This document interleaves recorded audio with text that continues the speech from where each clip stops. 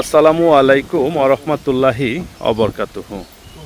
সম্মানিত দর্শক, আজকে আমাদের প্রকল্প থেকে আমরা দুই জেলাতে পদ্মা নদীর কার্প জাতীয় মাছের ছোট পোনা ডেলিভারি করতেছি। একটু দেখাও তো পোনাগুলা। দর্শক, আজকে আমরা যে পোনাগুলো ডেলিভারি করতেছি এগুলো অ্যাভারেজে 5,000 লাইনের পোনা। একটু শুধু ধরে দেখাও, একটু চালু করো। হ্যাঁ, দেখুন দর্শক, আমাদের পদ্মা নদীর কার্প জাতীয় মাছের ছোট পোনা কত সুন্দর। রুই মাছের পরিমাণই বেশি, তাই না? কাতলা মাছ কম আছে। হ্যাঁ, ওঠাও। এখানে কত, 5.5 কেজি? এই সামনের ট্যাঙ্কিতে দে, না হলে পিছনেরটাতেই দে, সমস্যা নাই। আস্তে করে ডালতে হবে। হ্যাঁ, সামনে হাত দিস, না হলে লাফাই পড়ে যাবে কিন্তু। হ্যাঁ, সুস্থ থাকবে না, পাকা করা না মাছ। দর্শক, এখন যে গাড়িটা আমরা লোড করতেছি এই গাড়িটা চলে যাবে আমাদের প্রকল্প থেকে সাতক্ষীরা জেলার কলারোয়া থানার মোহাম্মদ জিয়াউর রহমান ভাইয়ের মৎস্য প্রকল্পে।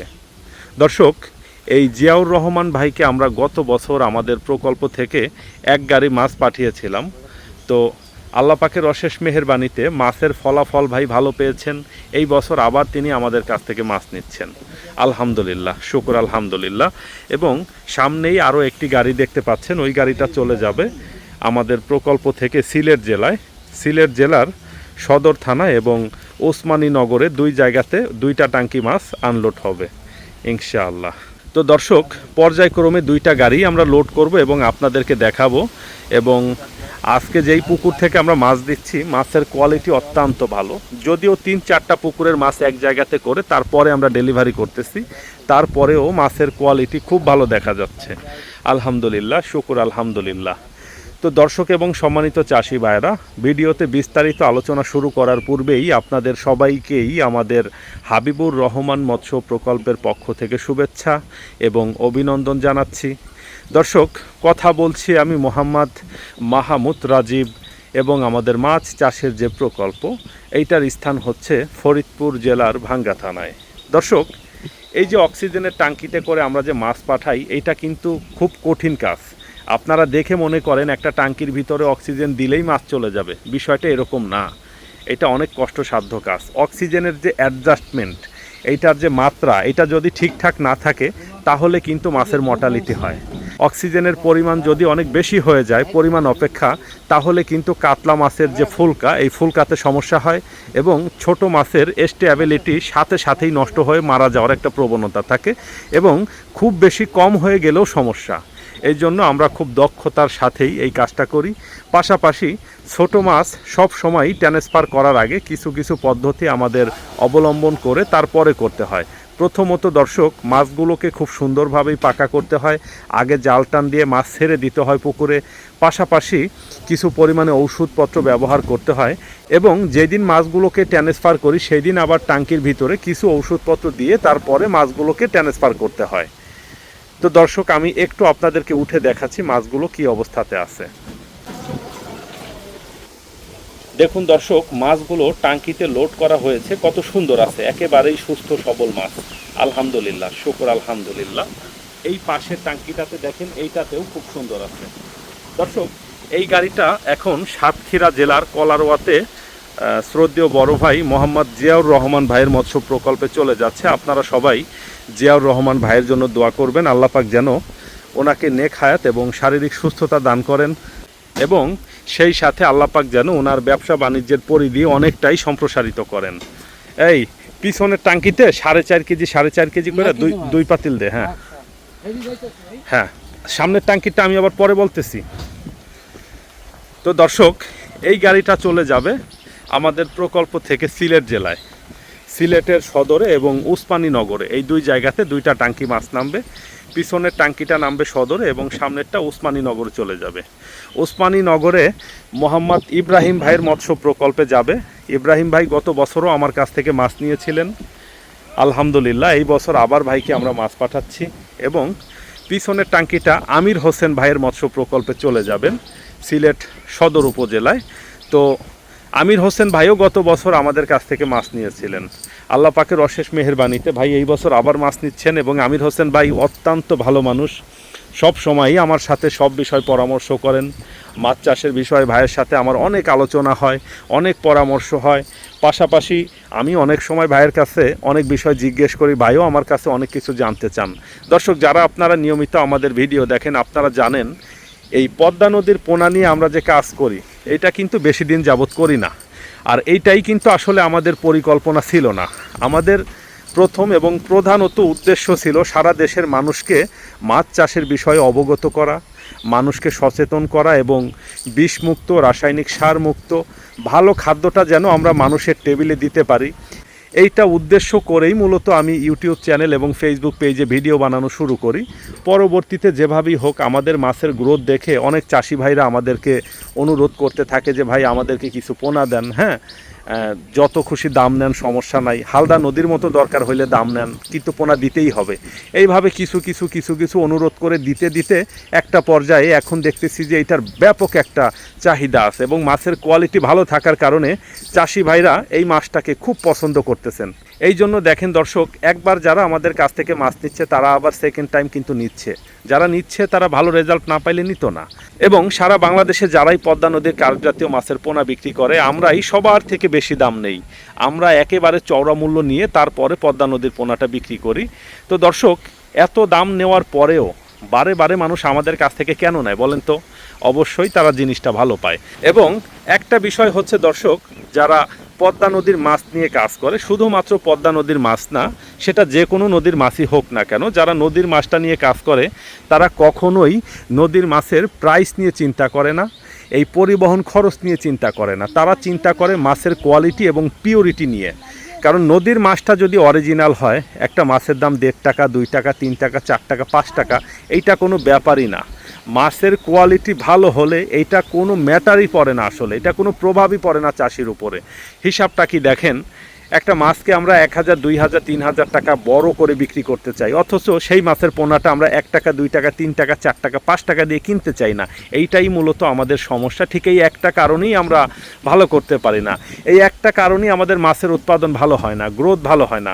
দেখেন দর্শক, একটা বিষয় একটু চিন্তা করেন। ধরেন আপনি একটা 2 কেজি সাইজের মাছ করবেন, আমরা হাফ কেজি করে ছাড়লে এটাকে 4 থেকে 6 মাসের ভিতরেই আমরা 2 কেজি করি। রুইটা 6 মাস লাগে এবং আমাদের কাতলা মাছটা 4 মাসের ভিতরেই 3 কেজি, 3.5 কেজি। আমরা 6 মাসের কাতলা মাছটাকে 4 কেজি, 5.5 কেজি, 6 কেজি এরকমও করি। একটু বড় ছাড়লে 5 কেজি প্লাস হয়ে যায়। মিরিগেল মাছটা 2 কেজি প্লাস হয়। আমাদের হাফ কেজি সাইজের রুই মাছটা একটু ঘনত্ব কম থাকলে 2 থেকে 2.5 কেজি ওজন হয়। যদি আমরা মাথা থেকে বেছে বেছে একটু বড় সাইজের মাছটা বা মাথার মাছটা বা বড় জাতের মাছটা চাষ করতে পারি। কারণ নদীতে কিন্তু 2 কেজি সাইজের মাছের বাচ্চাও থাকে, আবার 20-30 কেজি সাইজের মাছের বাচ্চাও থাকে।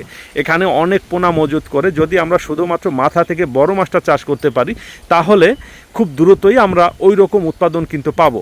এখন চিন্তা করেন, অনেক ক্ষেত্রে আমি দেখি 1 কেজি সাইজের মাছ ছেড়েও চাষিরা 6 মাসে 2 কেজি করতে পারে না।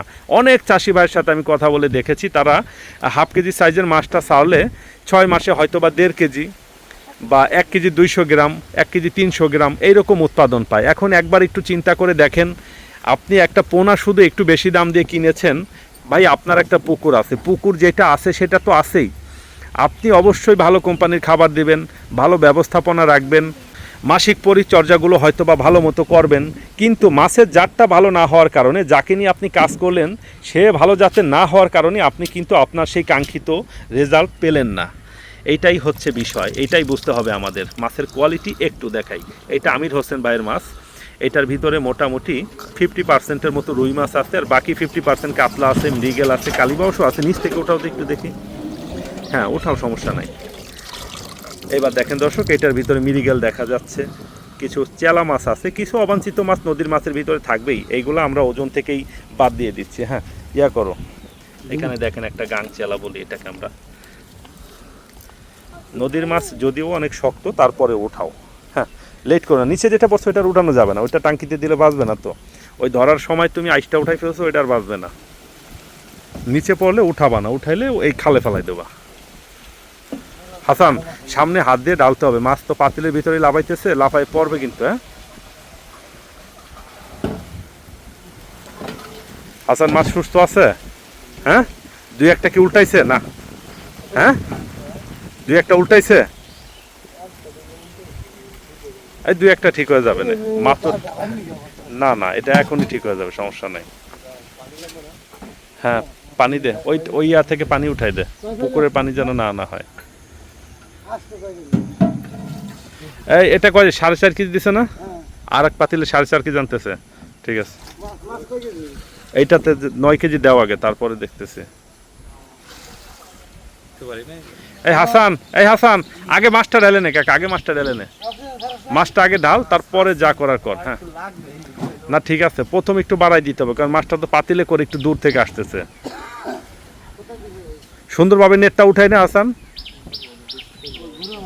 চিন্তা করে এত ছোট ছোট মাছ লাভ হয় আবার নেটের উপরে উঠে গেছে। হ্যাঁ একটু চালু কর হাসান, সামনে হাত দিয়ে ডালিস, লাভ দিয়ে ওই পাশে পড়ে যাবে নাহলে।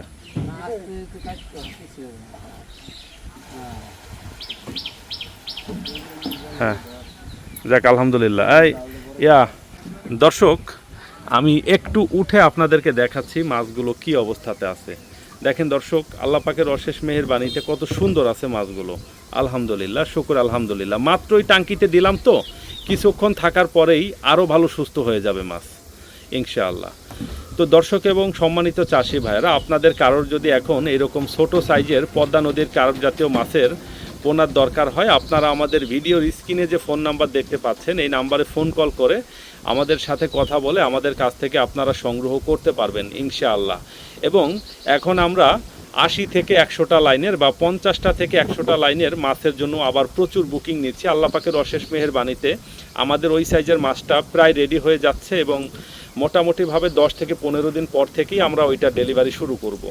তো দর্শক, যাদের পদ্মা নদীর কার্প জাতীয় মাছের নতুন বছরের নতুন পোনার দরকার, এখন বিভিন্ন সাইজের পোনার জন্য আমরা বুকিং নিচ্ছি।